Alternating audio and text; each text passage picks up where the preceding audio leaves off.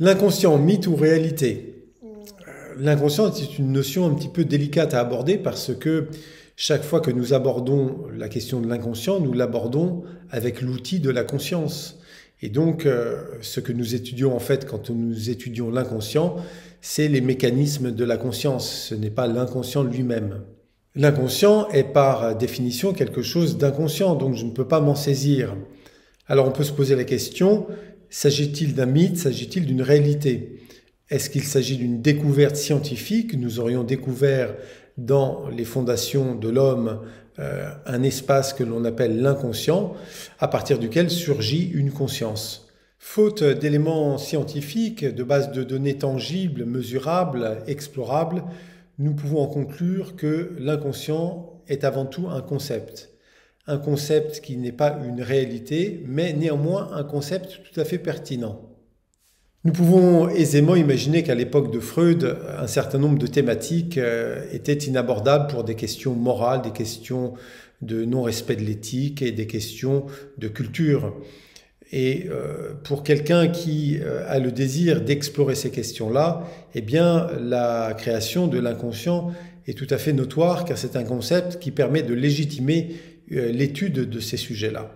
En tant que concept, l'inconscient est un outil tout à fait extraordinaire pour explorer les mécanismes de la conscience, les mécanismes de la psychologie et des comportements humains.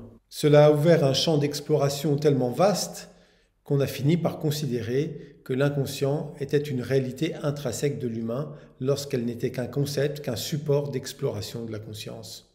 Mais malgré l'ouverture des champs que propose le concept de l'inconscient, si nous considérons que l'inconscient est une réalité intrinsèque à l'humain, alors nous limitons totalement notre compréhension de l'humain.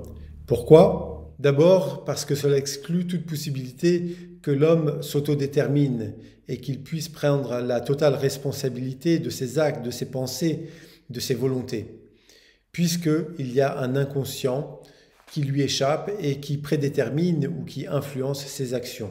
Il ne peut alors que mesurer l'étendue de son ignorance plutôt que de mesurer l'étendue de son savoir, l'étendue de son pouvoir. Dans le cadre de la nouvelle psychologie, nous considérons que l'inconscient est un concept fondateur, un concept capital dans la compréhension des mécanismes humains, mais simplement un concept. Et nous proposons un autre concept qui est celui de la conscience, c'est-à-dire qu'il n'y a que de la conscience en jeu. Je vais donner deux exemples pour illustrer ce principe-là. Vous décidez d'aller au cinéma.